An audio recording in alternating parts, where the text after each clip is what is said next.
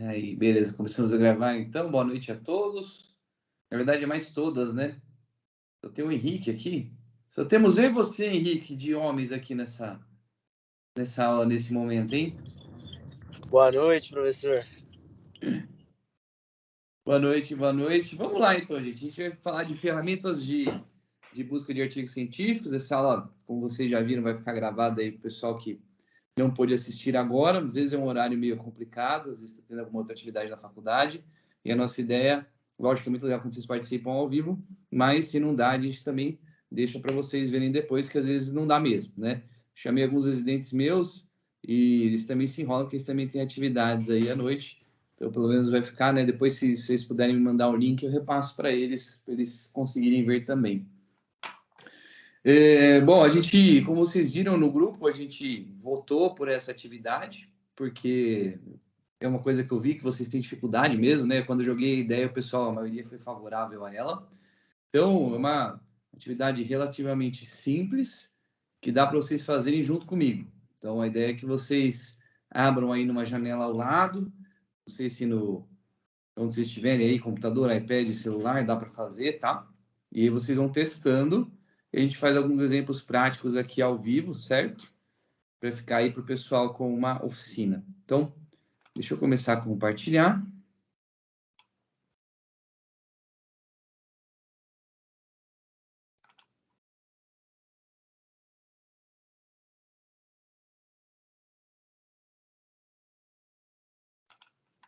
Então, acredito que vocês estejam me vendo, certo?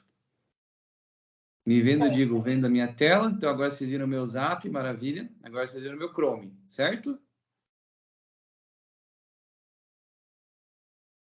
Certo. Beleza. Então, olha aí. Esta página é a página do PubMed. Se vocês tiverem alguma dificuldade de encontrar PubMed, vocês vão simplesmente escrever PubMed no Google e já vai mandar vocês para essa página aqui. Ou vocês podem fazer como eu faço. Você vai ver no meus favoritos. Cadê meus favoritos aqui? Olha só. PubMed é o meu segundo favorito, certo? Então, você vê que eu quase não uso esse negócio, né? Muito bom. Como funciona o PubMed? Barra de busca exatamente igual o Google, né? Outra ferramenta que a gente tem, que é mais simples e talvez mais familiar para vocês, é o bom e velho Google Acadêmico. Para achar o Google Acadêmico, vocês vão no Google e escrevem Google Acadêmico ou Scholar Google, e aí ele vai te mandar no link para o Scholar Google, ou vocês podem salvar. Esse eu não tenho na minha barra de favoritos, porque conforme você vai evoluindo na sua capacidade de busca, né, você para de usar o Google e começa a usar só o PubMed. Como o Google Acadêmico é mais fácil, mais intuitivo, eu vou começar com ele, certo? Então, olha só. Qual que é a grande diferença do Google Acadêmico para o Google normal? O Google Acadêmico vai caçar artigos acadêmicos. Ele só acha artigos acadêmicos? Não, de vez em quando ele acha umas coisas de blog, uns textos opinativos, ele acha umas baboseiras também de vez em quando.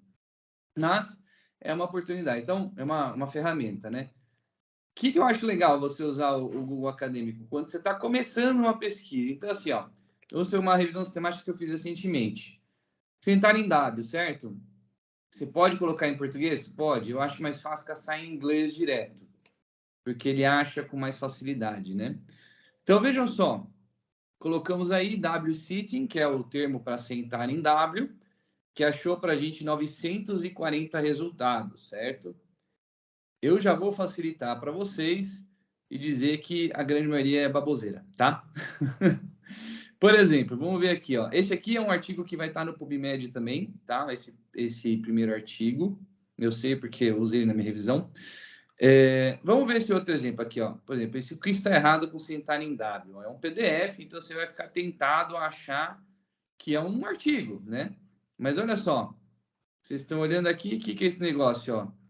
Cumprimentos aos pais. Um cara está escrevendo aqui. Ele é um fisioterapeuta. Isso aqui é um artigo científico? O que vocês acham?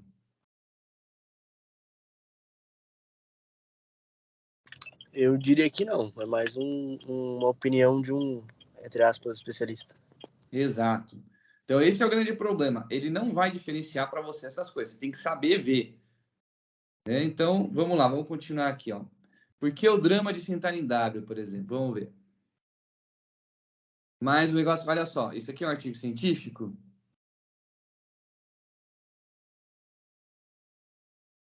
Acho que não também.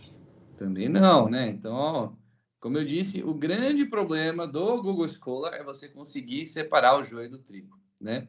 Então, você até consegue, se vocês olharem aqui na esquerda, vocês vão ver que ele tem alguns filtros, mas não chega nem perto de quando a gente coloca no PubMed. Vamos tentar aqui, ó, artigos de revisão. Então, a gente baixou para 71 resultados. Lembrem esses números, hein? 940 quando a gente foi no geralzão, e aí 71 resultados, certo? Vamos fazer exatamente essa mesma pesquisa no PubMed. O que é o PubMed? É uma plataforma de artigos científicos indexados, né? Indexados é quando eles são atrelados a uma revista, dependendo do qualis. Então, imagina que você vai mandar para a revista da faculdade, por exemplo. Na minha época, era ela qualis B1, atualmente não sei, coisas assim. Ela foi caindo de qualis, né? Qualis é uma avaliação da qualidade dessa revista. Quanto maior o qualis, mais confiável essa revista é. Ele tem uma série de requisições para ela subir no qualis. E o PubMed é uma plataforma que só vai ter revistas de qualis alto, né? Então, qualis A, por exemplo. Quer dizer o quê? Que são os artigos mais confiáveis. Por que isso, gente? Porque a revista tem um critério de seleção e vai publicar os artigos que são realmente bem feitos, né? Tem uma metodologia adequada. Como que a revista faz isso? Ela tem os seus avaliadores, e aí já aviso para vocês que avaliador de revista, no geral, não ganha absolutamente nada. Ele faz isso só porque ele é uma pessoa boa, né? De bom coração. 2 segundos, gente, só para anotar um negócio. Senão eu vou esquecer isso aqui. Pronto.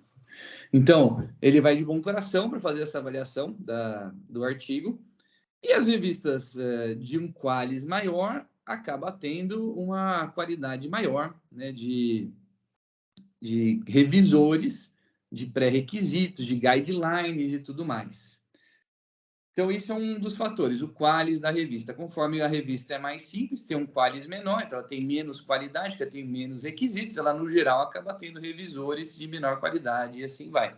E a submissão dos artigos, é claro, né? A revista boa vai publicar artigos bem feitos, os artigos não tão bem feitos vão sendo publicados em revista de qualis mais baixo, e aí isso compromete a qualidade, né? Esse é um viés de publicação que a gente fala, quando as revistas não são confiáveis, então não tem artigos confiáveis. Isso é uma grande dificuldade. Ah, toda revista de qualis baixo vai ter artigo que não é confiável. Não, não é assim também, né? Mas, no geral, você tem uma limitação da qualidade desses artigos. Por isso é importante você procurar em lugares bons. O grande exemplo está aí, né? Google Scholar, você viu a quantidade de coisa que achou e a quantidade de baboseira. Vocês lembram da aula que a gente falou, artigo de opinião. Só a opinião do médico só é um pouquinho melhor que a opinião do vizinho, né? Então, mas qualidade de evidência científica, zero. Não serve para nada, opinião. Vamos lá, então. Tendo dito isso, estamos no PubMed, lugar mais confiável para você fazer pesquisa. Eu não estou nem falando das outras coisas, Medline, Linux, seja lá o que for, porque se tem um que vocês precisam aprender, é esse aqui que é o melhor de todos, certo? O mais completo, de mais qualidade e tudo mais. Então, bora, vamos pôr no PubMed os mesmos termos, em WCiting, certo? Olha só, peraí, estava marcado como revisão sistemática, por isso que ele não achou nada. Quantos ele achou? 6. Só para a gente lembrar, gente, Google, qualquer tipo de artigo, eu marquei aqui, quantos ele achou? 940 artigos, certo? Então, vejam a diferença. Esses aqui são artigos de sentar em W, que são artigos de revistas indexadas, portanto, revistas confiáveis. Chamamos só 6, né? O que é interessante aqui? Lógico, você ainda vai pegar e olhar cada um deles, né? Vejam que eu coloquei WCiting com o hífen, certo? Vamos supor que eu pegasse aqui e colocasse sem o hífen. O que vocês acham que vai acontecer aqui? Talvez aumente o número de artigos, porque acho que talvez ele pesquisa por como se fossem 2 palavras, né? Isso, ó, vamos lá, olha só. Olha o que acontece. 493. Por quê? Porque ele procurou sitting como uma palavra e W como outra palavra, certo? Você pode também fazer o seguinte. Você pode colocar aqui Opa. Não me sacaneia o teclado.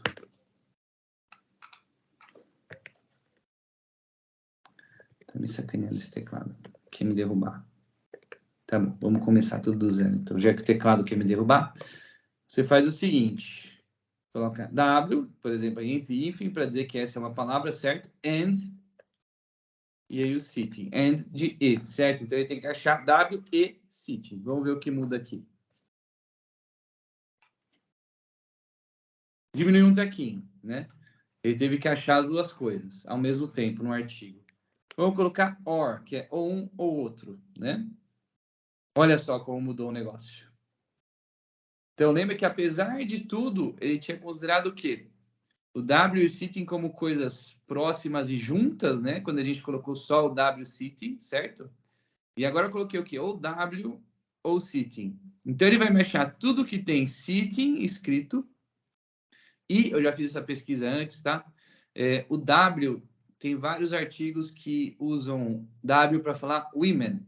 Então, todos os artigos que usam essa diminuição, essa contração aí, vão aparecer. Por isso que ele achou 474.868 resultados. Né? Então, vocês veem que tudo depende de como você vai escrever nesse negócio. Vamos tentar agora assim, ó, entre as aspas, para ver o que acontece. Não mudou nada, né? Por quê? Porque ele já estava procurando exatamente assim. Ele considerou como uma palavra só. Agora, o que a gente pode fazer de diferente, ó? Algum de vocês tem algum tema que gostaria que a gente buscasse aqui?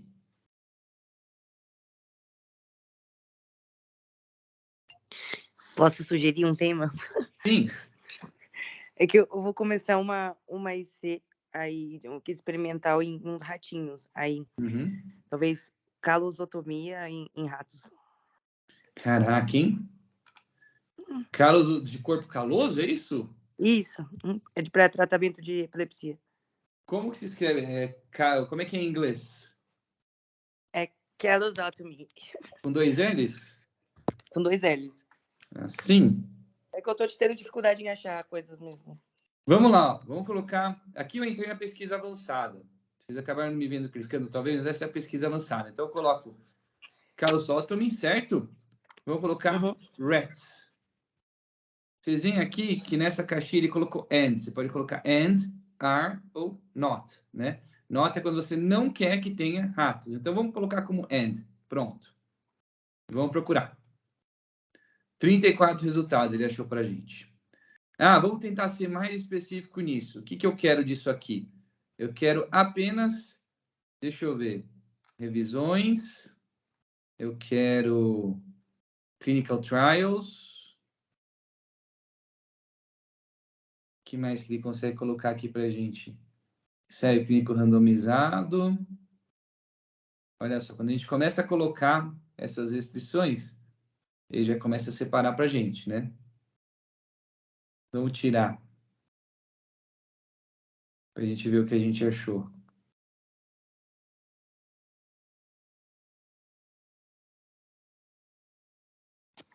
Então, estamos aqui. Vocês conseguem colocar mais coisas aqui. Vocês conseguem restringir o ano, por exemplo. Quero desde o ano 2000. Ó, achamos 15 resultados. Eu quero, porque eu sou pobre, eu quero só o que tem o texto grátis. Então, eu tenho 6 resultados. E aí você pode colocar, né? Publicação dos últimos 5, 10 anos, tal. Esses artigos, quando ele tem aqui, e assim vai. E aí você entra. Mas eu quero ser um pouco mais específico, ó, porque aqui não tá rolando, né? Ele, ó, esse aqui, pô, nem no título tem isso, o que ele tá falando aqui? O que você pode fazer? Vamos só tirar esse free full text aqui, deixar desde 79, beleza? E vamos, na pesquisa avançada, vamos fazer a mesma coisa, ó. Rats. Só que a gente vai colocar... Opa, peraí. Deixa eu ser mais específico. Calosotomy. Só que ao invés de all fields, que são todos os campos, a gente vai colocar o quê? Título. Opa. Título. Escrevi errado aqui. Então, beleza. E título, Rats. Vamos ver. Achou um resultado pra gente. Olha só. Eita. Desculpa, se você falou alguma coisa, desculpa pra você, eu caí, mas eu voltei. A gente estava buscando aqui, eu coloquei especificamente para o título, né? Então, você consegue fazer umas coisas para te ajudar aqui, o que você quer. E, por exemplo, eu fui só por curiosidade, ó, autor, e coloquei o meu nome para ver se tinha alguma coisa indexada minha. Caraca, olha só, tem 181 resultados para Nordon. Quem diria que existem tantos Nordons no mundo, né? Vamos ver se eu acho aqui, Nordon DG. Eu acho que não tenho nada indexado. Eu tenho 2 indexadas, caraca. Então, olha aí, né? Você consegue procurar direto pelo nome do autor. Caso você queira se divertir. O que mais você consegue fazer? Livro. Aí, ó, último autor, primeiro autor, data, editor, journal especificamente, língua especificamente, e assim vai, né? Então, você consegue ir especificando muito. E interessante é esse negócio aqui, e, ou e não, né? Depende do que você quer exatamente. Então, no final das contas, da sua calosotomia, se a gente colocar 100 ratos, não só calosotomia, vamos ver o que tem. 954 resultados, certo? E aí você consegue fazer aquilo que eu falei para vocês. Vamos ser um pouquinho mais específico, ó. Revisões, 178. Já te facilita um pouco. Vamos pegar só as que tem de graça, porque a gente é pobre. 36 resultados, certo? E aí fica a dica para vocês. Ah, professor, mas eu não quero pegar só os de graça, né? Porque queira ou não queira, você tem um viés, certo? As revistas, as melhores revistas, tem 2 rolos nisso aí, né? A gente tem tido um movimento ultimamente das revistas boas cobrarem para você publicar, porque aí eles disponibilizam de graça o seu artigo. Disponibilizando de graça, mais pessoas leem, porque tem um monte de gente que fica nessa situação, mesmo que a gente de graduando, que não tem dinheiro para pagar artigo, né? E tem algumas revistas que são boas, mas elas cobram para você ler um artigo. Então, o que você pode fazer, né? Vocês sabiam que a biblioteca tem um serviço de busca de artigos? Não sabiam? Sabiam ou não sabiam, na verdade? O portal da CAPES? Na verdade, acaba sendo do portal, mas vocês sabem como fazer isso para pegar? A gente teve explicação, mas acho que muitas pessoas não sabem. Então, olha só. No site da você pede para a bibliotecária buscar para você, fazer uma revisão para você. Aqui, ó. 1, 2, 3, 4, 5. Meu 5º favorito é esse form de solicitação de artigos da biblioteca, certo? Só que eu fiz besteira que tinha que ter aberto uma janela nova. Então, deixa eu voltar para o nosso PubMed. Digito aqui, de novo. Aqui. Como que você vai pedir? Você precisa de alguma parte que seja mais fácil para eles identificarem. A coisa mais fácil do mundo é você pegar esse DOI. É tudo que eles querem de você. Então, você vai pegar o DOI, certo? Opa, fiz besteira. Copiar. E você vai lá na página de solicitação de artigos. Ele loga com o seu da conta da Microsoft. Você declara que não vai fazer nada de bom com eles, igual o mapa do maroto. Não, brincadeira. Você vai usar para fins acadêmicos. Você diz que você está em Sorocaba. E aí você coloca o DOI, por exemplo. Ah, não tem o DOI. Aí você vê, por exemplo, isso aqui, ó, a citação. Vai falar revista, o ano, o volume, edição, as páginas e tudo mais. Então, aqui tem tudo. Você vai lá, copia esse aqui também, se você quiser. Vocês já entenderam o esquema, né? Eu tô brigando aqui para copiar, mas às vezes ele dá pau nessas cópias. Copia aqui, cola aqui, terminou. Você manda para eles, eu não vou enviar, porque senão eles vão me bater, que eu já pedi artigo demais para eles recentemente, né? Então, é isso aqui, eles te respondem no seu e-mail, né? Eu posso até mandar para vocês, ó. Deixa eu copiar para vocês o link. Deixa eu já mandar aqui. Cadê vocês? Aqui no GPS. Já está o link aí para vocês. Não dá para ser mais fácil que isso. Opa. Olha, eu me perdendo. Aqui. Muito bom. Certo. Mais alguém quer testar aqui?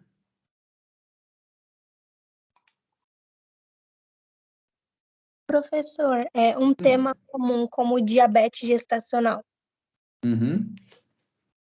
Vamos colocar um pouco mais avançado. Será que é assim que se escreve em inglês? Vamos ver. Isso aí, esse é o termo. 4.240 resultados. Aí talvez você precise ser um pouco mais específico. Por que você precisa exatamente disso? Eu preciso para fazer assim, o pré-projeto, que eu estou fazendo um banco de dados com as gestantes do ambulatório. Então você quer uma coisa tipo, você quer um basicão, né? Sim, sim. Então vamos lá, ó. Título, certo? Beleza. Aí a gente procura 1.260 resultados com isso no título. E aí a gente pega... já estão em revisão, hein? Já tinha selecionado a revisão. Vamos ver se é em revisão que aparece. 11.000 resultados. Caraca, hein? Então, revisão. Beleza. E aí, textos grátis. Já achou 542 resultados. Aí você pode ser um pouco mais específica. Pô, o que eu quero da minha de diabetes gestacional, né? Fatores de risco. Então, vamos lá. Boa, fatores de risco. Assim que ele me ajudar aqui, título. Risk factors, né? Título também. E buscar. Vamos ver o que aparece. 11 resultados, olha só. Já melhorou só, né? Olha que lindo, hein? E fatores de risco para diabetes gestacional. Uma revisão guarda-chuva de meta-análise de estudos observacionais. Caraca, é o que você quer para sua vida disso aqui, né? Então, você tá com uma dificuldade de achar. Tá aí, olha que lindo. Já tira um print desse aqui para você caçar depois, hein? Já tirei, professor. Muito obrigada. Nossa, é muito prático. É muito bom. Sabendo usar, gente, isso aqui é maravilhoso. Tem umas pessoas que o passatempo é ficar brincando com isso aqui, sabe? Não vou dizer quem. Então, quando você pega o jeito da coisa, é muito legal. Eu adoro esse negócio.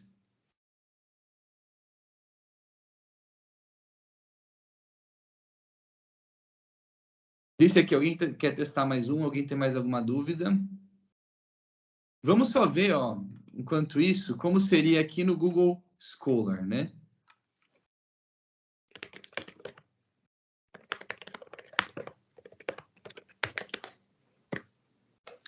991.000 resultados. Ele achou, você vê que ele achou algumas coisas que a gente viu lá no PubMed. Ele tem uma tendência de mandar uns artigos de verdade aqui no começo.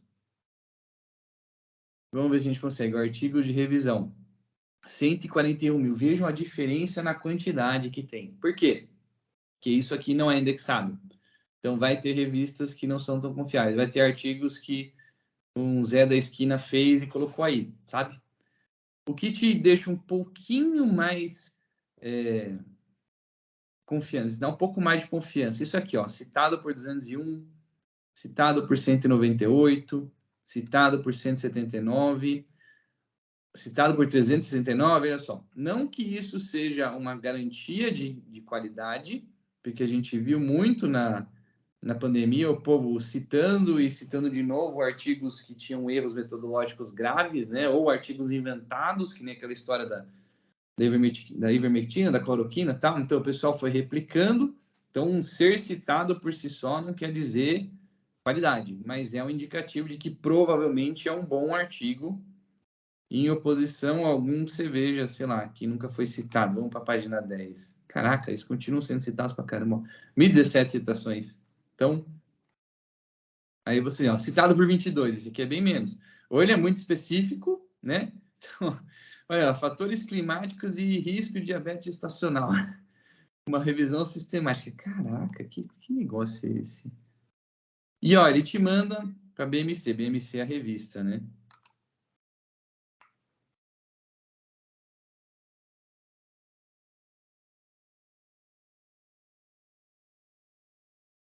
Caraca, eles acharam 16 artigos, hein? Que relacionavam. Olha, tem um risco maior e maior prevalência nos meses de verão. Que interessante.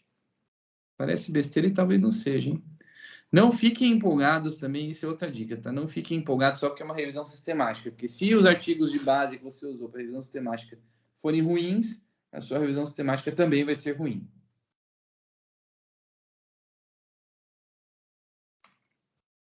Certo? Então tá aí, gente. Eu recomendo para vocês o quê? Eu coloquei em inglês por questão de costume, que eu acho mais fácil.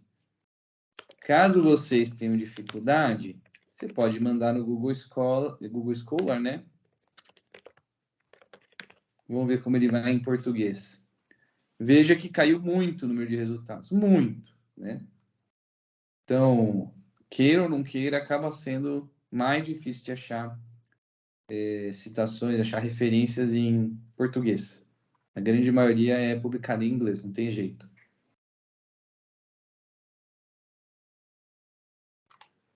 Quer ver, ó, por exemplo, esse aqui que a gente colocou. Opa. Você tem essa opção, ó. Vamos colocar diabetes gestacional no título.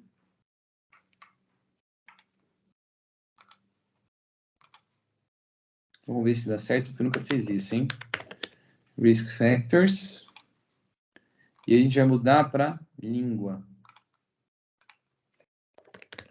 Português. Vamos ver o que acontece. Ele não achou nada. Vamos tentar fazer escrevendo direto em português.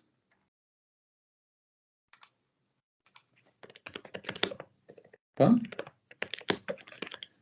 Eu realmente nunca busquei em português isso aqui. Mas não custa a gente tentar. Também aqui ele não achou nada. Ah, porque a gente está em revisão e artigo grátis. Deixa eu tirar tudo.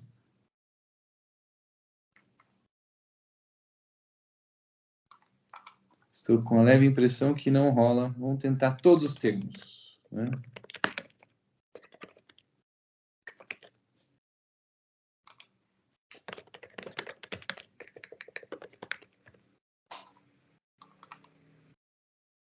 Aí, ó. Deixa eu ver. Por que ele achou? Porque provavelmente o abstract está em português. Olha lá, tá vendo?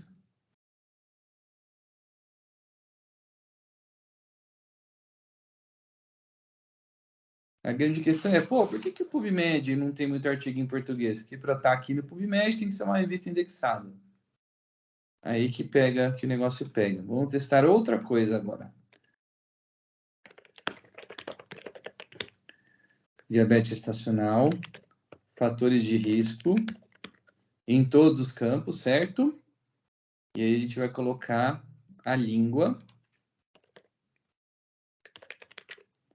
português. Aí, ó, conseguimos achar. Olha que legal. Quando é em outra língua, você vê que ele mostra entre colchetes, certo? Então, o título vai estar traduzido para o inglês entre colchetes e ele te mostra a língua aqui, ó, português, certo? Então, pô, conseguimos achar aí 36 resultados em português, caso você não queira procurar em inglês.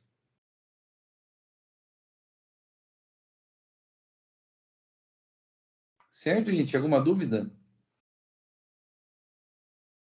Alguma requisição de busca? Professor, enquanto aquelas coisas de palavras-chave, assim, é importante a gente entrar naquele outro... Eu não lembro, eu tive alguma aula disso, sobre entrar num site de palavras-chave para você achar a palavra-chave que você tem que pesquisar para achar o que você quer pesquisar. Eu acho que é o Medline. Deixa eu ver. Isso. Assim, isso faz grande diferença ou só pela pesquisa avançada mesmo eu consigo achar bem? O Medline, ele tem menos artigos do que o PubMed, porque ele é mais restrito. Se eu não me engano, o Medline é uma coisa mais da América Latina. Mas ele funciona, ó, da mesma forma, né? Então, diabetes gestacional, você vai conseguir procurar em português, né? Vamos colocar, não em palavras difíceis, vamos colocar palavras para não dar ruim. E fatores de risco. E aí vamos pesquisar. Opa, tem uma nova versão disponível. Será que é por isso que ele está dando pau? Vamos ver. Olha só, ele está com mais cara de PubMed, hein? Então, vamos colocar aqui. Também a gente vai em busca avançada.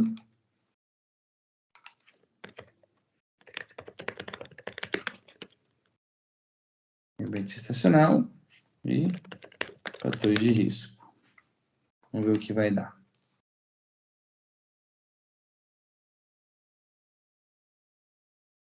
Quantos a gente achou? 4.760, hein? Ó. Ele procurou, só que aqui a gente não está restrito ao português, hein? Então, ele colocou aqui para a gente os achados em inglês, esse aqui numa língua que deve ser holandês, isso aí, holandês, e assim vai. Idioma, estão vendo aqui, ó, português. Ele vai dar 141 artigos para a gente. Aí você coloca filtrar, né? Tá aí. Então, essa é uma outra opção, né? O que acontece tem algumas diferenças, dependendo do que você está buscando. Eu falei que o Medline tinha menos resultado, mas eu falei ao contrário, gente. Na verdade, assim, o que acontece? O PubMed é mais seletivo. Ele vai ter revistas indexadas de maior qualis, né? O Medline acaba tendo revistas indexadas de um qualis mais baixo, ou seja, ele tem mais revistas. Quando a gente vai fazer uma revisão sistemática, no geral, você coloca mais de uma base de dados, né? O pessoal de lá de fora não usa o Medline, porque isso aqui é bem da América do Sul, América Latina, né? Eles acabam usando o PubMed e tem umas outras ferramentas que eles buscam também. Já vi uns falando que começaram, também passei no Google Scholar, né, e não achei nada, eu achei uma outra coisa e tal. Só para dizer que passou no Google Scholar, né?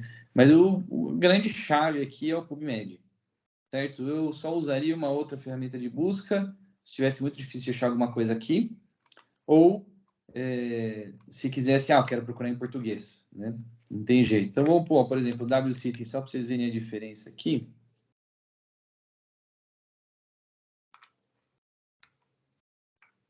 Deixa eu tirar do português.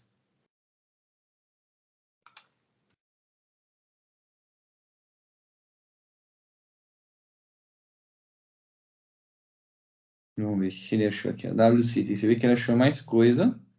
Umas coisas nada a ver, né? Vamos tentar colocar ele entre aspas, como de costume.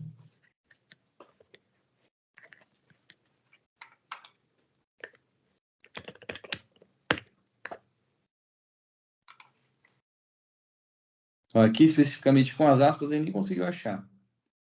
Buscando o WCiting, né?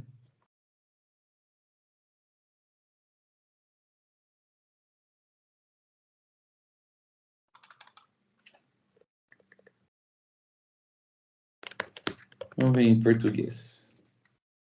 Está de sacanagem, né?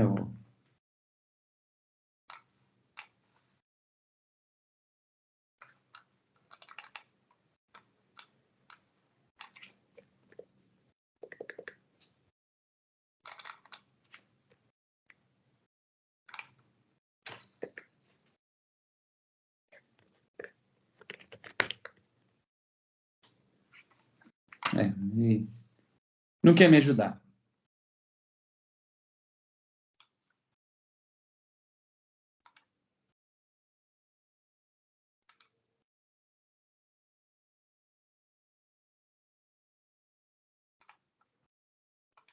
Mas tranquilo, professor. Eu acho que mesmo que você falou, no PubMed tem praticamente tudo, né? Então, eu acabo só usando ele. As outras plataformas é isso. Revisão sistemática só para você dizer que você usou. Ele acha algumas coisas, umas revistas de qualis mais baixo. Você consegue procurar mais coisa em português do que no PubMed. Acaba sendo basicamente isso. Você vê que eu coloquei, né, só para fechar, né, o WSITting eu coloquei aqui, vocês viram que achou mais coisa no Medline, mas não quer dizer que são coisas melhores não, tá? Porque no final, na hora que a gente foi ver, não achou nada de novo que não tivesse no PubMed, quando a gente fez a revisão. E o Google Acadêmico, professor, você acha bom? É que, então, o Google Acadêmico, o grande problema é que ele acha coisa que não tem nada a ver, né? Não sei se você estava aqui desde o começo, mas, ó, a gente colocou WSITting aqui para procurar, ele colocou artigo de divisão, mas, ó, qualquer coisa, né? Qualquer tipo de artigo, 940 resultados. E aí você começa a achar umas baboseiras tipo site, né? Então, esse aqui é um site, um site opinativo, sabe? Olha o tanto de... Ai, ai.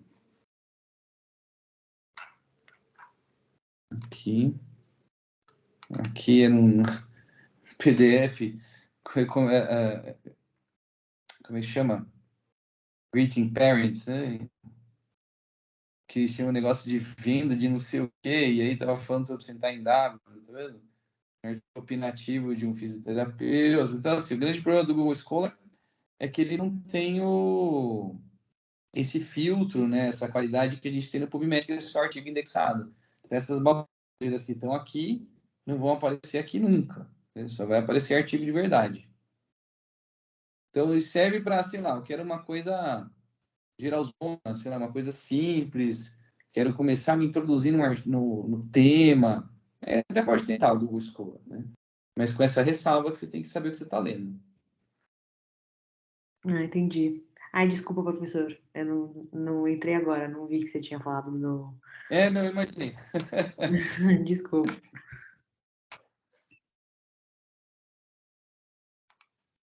Certo, pessoal?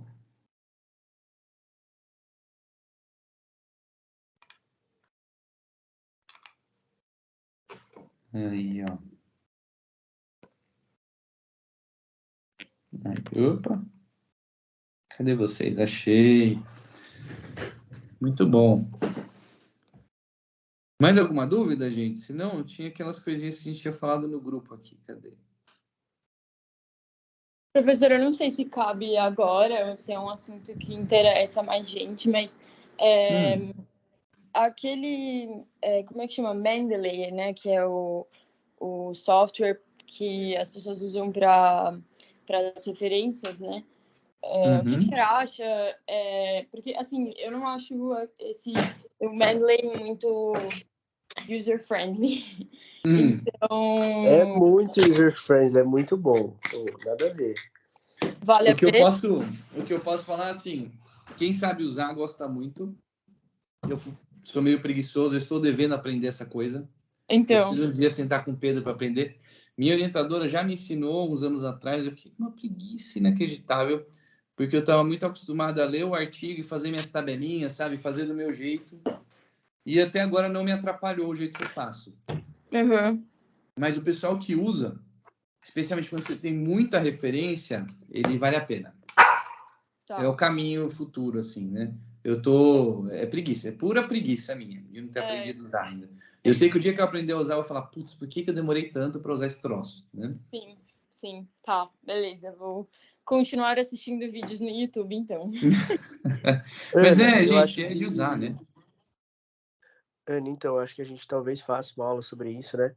Mas aí eu tava pensando em chamar o Pedro, mas aí você vai ver que agora o Pedro, ele é mais pro Zotero, que é um outro software. Tá valendo. Que teoricamente é melhor que o Mendeley, mas eu uso o Mendeley e gosto bastante. Mas a gente tá pensando em fazer uma aula de referenciamento, daí a gente vai avisando vocês. Legal, uma ideia boa. Precisa, né? Como eu disse, eu estou na contramão do negócio, de ficar embromando para aprender isso. Eu tava vendo aqui. Não, eu também. Me fizeram memorizar, tipo, o formato e daí em diante, tipo, eu não tinha certos estilos de referência que eu não precisava nem consultar mais o negócio, mas, tipo, eu nunca tinha usado, por exemplo, a BNT ou Vancouver, eu sempre usei o APA ou o MLA, então o APA e MLA eu, tipo, meio que já decorei, mas o resto eu nunca tinha usado, então Ah, e na verdade, revista, o que vai acontecer, você vai olhar as guidelines e ele vai te mostrar, a referência tem que ser assim, né? E é bom que ele já te faz automático, né? Mas, como eu disse, eu ficava na marra, eu ia para a Cris adorava, né? Cris, arruma minhas referências. A Cris ia lá da biblioteca, da revista, né? Não, tem que ficar meio que... Aí você muda uma referência, tem que mudar em todas as citações, tipo, tem que... Né? Enfim, por isso que eu perguntei sobre o Mendeley, porque eu ouvi falar que ele é mais automatizado, assim. O que eu faço, porque eu falei, método antigo e de preguiçoso que não quer aprender a usar a ferramenta digital. Mas o que eu faço é, quando eu estou montando as referências, eu não coloco números, eu coloco o autor e o ano. E aí eu deixo para colocar os números no final, quando eu vou enviar para a revista. Porque esse autoriano é o APA, não é? Quer dizer, assim, não é só ele, tem vários que, na verdade, fazem assim, mas isso é o que eu falei, eu deixo assim, porque é mais fácil, porque se eu mudar, não preciso mudar todos os números. E aí depois, né, eu deixo em ordem alfabética no final, e depois eu vou arrumando, conforme aparece, né?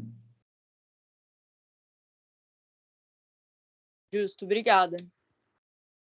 Aí vamos ver aqui, pessoal, a gente tinha no grupo, eu tinha mandado um artigo para vocês que era interessante, ó, foi dia 27 de março. Aquele de dor torácica nos adolescentes, né? Na coluna torácica, na verdade. Tinha perguntado para vocês sobre inglês, então boa parte aqui se vira bem com inglês, isso é ótimo. Pelo menos boa parte dos que responderam, né? Aí, o tipo de estudo, eu fiquei segurando para ver se mais gente lia e respondia. Então, assim, colocaram como coorte. O que vocês acham? Todos concordam que é coorte? Se vocês tiverem dúvida do trabalho, é só voltar aí no grupo.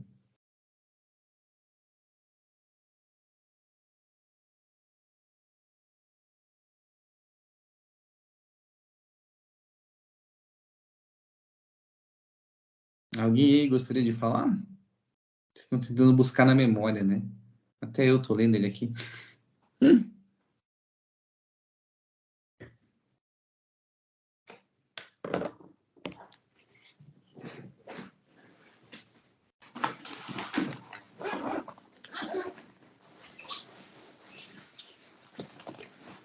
E aí?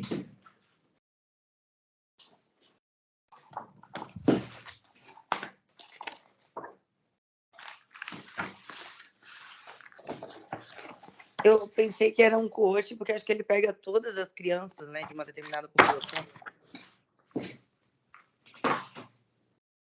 Então, você vê que ele é um trabalho que ele pegou, não que assim, pegou todas as crianças, ele pegou uma quantidade, um grupo, uma coorte, lembra que era a coorte romana, né? Então, ele pegou o grupo e fez o segmento prospectivo desse grupo, né? Então, isso que define um coorte. Não é transversal, porque não foi uma avaliação só, ele fez o segmento. Não é um caso controle, porque não tinha o grupo de caso e o grupo de controle, certo? Era uma coorte mesmo. É um estudo observacional, não é de intervenção, então não é ensaio clínico nem nada assim. Então, isso aí. O Léo, esse Léo Costa, que eu mandei aqui na sequência, ele é muito bom. Ele fala bastante aí de pesquisa científica, né? E aí foi o que vocês falaram, meta-análise não é um tipo de estudo, né? Realmente não é. O tipo de estudo é a revisão sistemática com o método de meta-análise. E aí, para fazer a meta-análise, é isso, ele tem que avaliar se os estudos são adequados, ele avalia a heterogeneidade, se eles forem muito diferentes, atrapalha, ele consegue juntar todo mundo e fazer essa análise como se fosse um mega estudo, né? Por isso que a revisão sistemática com meta-análise. Pode acontecer de não conseguir fazer meta-análise, essa é uma revisão sistemática. Eu mandei para vocês também o guiazinho, o modelo PIBIC, super importante. O pessoal tinha falado que eles estão indo diferente do que deveria. Esse modelo PIBIC está diferente do que era na minha época. Então, na minha época, como eu estou acostumado a fazer, e como na verdade pedem em outros lugares, mas aqui o PIBIC tem o seu jeitinho, então sem mistério nenhum. É mais ou menos a mesma coisa, só que mudam lá, você coloca fundamentação teórica, algumas coisas assim. Tem um esqueletinho diferente, principalmente na introdução. Outra coisa, Ana, eu mandei para vocês uma guideline, isso é legal vocês terem, tá? Cada tipo de estudo tem a sua guideline. Então, isso aí foi uma menina do 3º ano que me perguntou o que ela usava para fazer o estudo de cohort, né? Aí eu falei, tem esse guideline aqui, então essa página tem todos os guidelines, então você tem que usar o Strobe, que é o guideline para cohort. Que ele vai te dizer, assim, ele tem um checklist, normalmente, de todas as coisas que você tem que pôr no seu artigo. Então, quando você está lá montando o artigo, na verdade, quando você está montando o projeto, você já pode ver ele também, né? E você vai ver tudo que você precisa. Ele é feito, na verdade, por artigo, tá? Mas você pode usar para o seu projeto, para você pensar um pouco nas coisas que você tem que ter. O que mais a gente colocou aqui? Ó, o negócio dos milênios. Veja, ó, só para ver se vocês lembram. Ó, os milênios têm 4,8% de toda a riqueza. Hoje tem os milênios de 40 anos de idade. Na mesma idade, a geração X tinha 9% da riqueza e os baby boomers tinham 21%. Ele fala que a maior geração na história fez o que o sistema falou para elas fazerem, ficou a mais educada na história e agora são os mais pobres da história, né? Vocês veem como o negócio é bem, assim, do jeito que ele construiu, um negócio mais para causar furor e pegar as pessoas que não param para refletir a respeito. Então, primeiro tem um pessoal aqui que falou, né, que apresenta uma relação causal que não tem nada a ver de fato, uma coisa não tem nada a ver com a outra, né, aumentar o nível de educação e a riqueza. Aqui o que mais? Não leva em conta que as pessoas envelhecem e o dinheiro envelhece junto. Cada vez mais pedem diplomas, currículo, e o Bill Gates e o Jeff Bezos são baby boomers, que a amostra é pequena, tá? Mas então, na realidade ele deve ter usado os dados populacionais, né, da amostra. Mas vejam, pensem comigo, assim, tem um pouco de contexto histórico, tem algumas coisas para a gente pensar nisso, né? Os baby boomers estavam lá no pós-guerra, eles nasceram no pós-guerra, 40 anos é bem depois, tal. Mas assim, com quem exatamente eles iriam competir nisso, né? Quem que estava guardando dinheiro? Lembra que um monte de gente morreu na guerra, teve depressão, não sei o quê, teve crise mundial. Então, com o que eles dividiam? Eles não tinham outras gerações guardando dinheiro, né? Na sequência, tem a geração X, que estava lutando para ganhar seu dinheiro, e os baby boomers estavam lá segurando a grana, porque o rico continua rico, né? Então, ele continua aumentando sua grana. E aí, os millennials chegaram para lutar contra o quê? Geração X e os baby boomers que estão lá segurando o dinheiro. Então, a gente tem muito mais competição, né? Além de uma outra coisa que, assim, na verdade, os millennials, muitas vezes o pensamento deles mudou. Então, em vez de acumular riquezas, eles querem acumular experiências, né? Então, tem algumas mudanças, assim. Não deixa de ser o que a gente chama de associação espúria, né? O que ele falou, ele pega um dado, pega outro, tecnicamente ele pegou é como se ele estivesse fazendo o estudo ecológico, né? Ele pegou da população inteira. E aí, por fim, o que mais que a gente mandou aqui? Que eu falei que a gente ia parar para ver hoje. Se alguém quiser opinar alguma coisa, a gente pode opinar. Senão fico só eu falando aqui.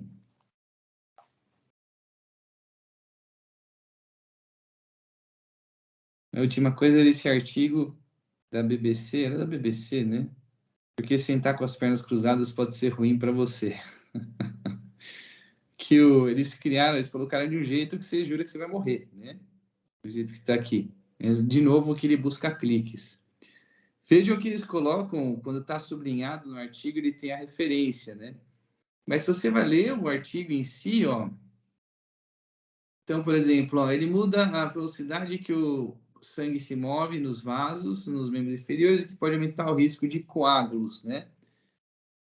Agora, essa é a grande pergunta. Beleza, aumentou o risco de coágulos, mas isso tem algum impacto clínico, né? Então, porque fez um coágulozinho minúsculo que não faz diferença nenhuma, grande coisa, né? Fez um coágulozão que obstruiu um vaso e a pessoa morreu, são outros 500, mas isso foi porque ele cruzou a perna, sabe? Então, tem um monte de nuances desse negócio quando você vai ler o artigo original, né? Que ele fala aqui que você tem, ó, sua cabeça pode ficar desalinhada por causa de modificações dos ossos do pescoço. Aí, quando você vai ler o artigo que fala dos ossos do pescoço, ele fala que você ficar realmente sentado com a perna cruzada, na mesma posição, por 10 minutos, você muda o alinhamento do pescoço, que começa a fazer assim, ou assim, ou assim. Mas no próprio artigo, ele fala que ninguém fica 10 minutos parado na mesma posição, né? Que tinha que ficar olhando 90 graus e 45 graus, sabe? Ninguém fica 10 minutos assim. Então, você começa a desalinhar porque você começa a cansar, né? Vocês veem como o cara foi juntando vários artigos e você fala, putz, que legal, tem um monte de citação, é um negócio confiável, e no fim das contas não é, porque ele não soube interpretar. É quase um chat GPT fazendo artigos para vocês aí.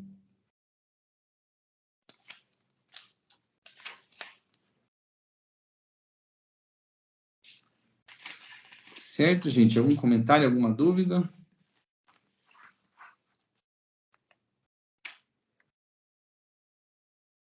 Não, professor, tá? Foi tudo muito claro, foi ótimo.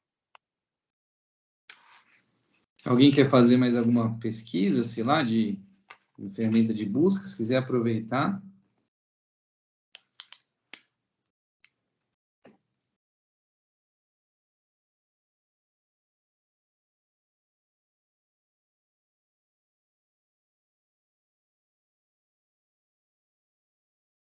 Acho que está todo mundo satisfeito, então, certo?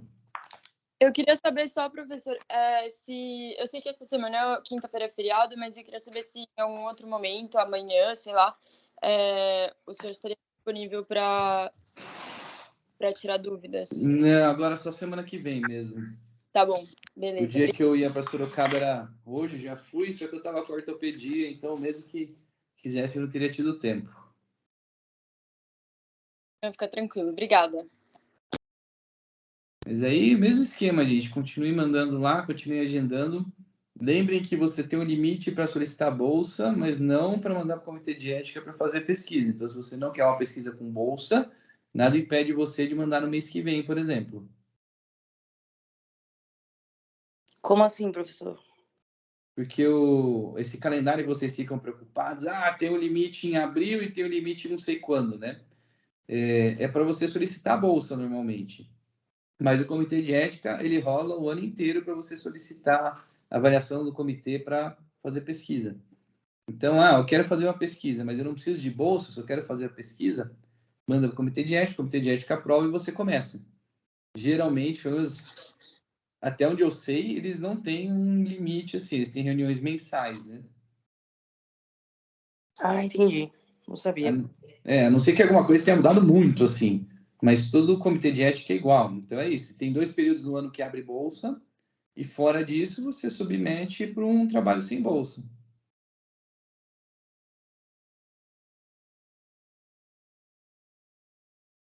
Mas aí, ainda assim, é classificado como iniciação científica ou seria um trabalho normal? Não, sempre, para vocês, é sempre iniciação científica, gente. O que acontece? Iniciação científica é o que você faz na graduação. Depois disso, você vai ter algum estudo que você entrou, mas você não vai ser, você vai ser orientando de alguém, e aí pode ser só uma pesquisa mesmo. Você vai ter o seu mestrado, que você vai ser orientando de algum doutor que está te orientando, certo? E aí, quando você for mestre, você pode orientar o pessoal da iniciação científica, por exemplo. Ou alguém que já tenha se formado, não esteja mais na graduação, queira fazer uma pesquisa, tal, você também pode orientar. Então, assim vai. Mas o termo iniciação científica é porque vocês estão começando. Mas qualquer pesquisa que você faça, é isso. Aprovou no comitê de ética porque precisa ser... porque precisou passar no comitê de ética, precisa ter o registro lá, tal, beleza. Você tem uma iniciação científica para você fazer.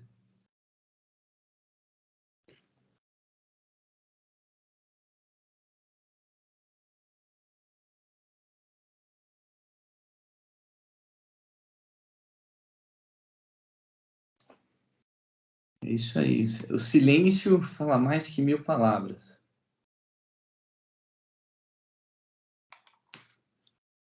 Certo, gente? Então, acho que é isso. Podemos encerrar por hoje?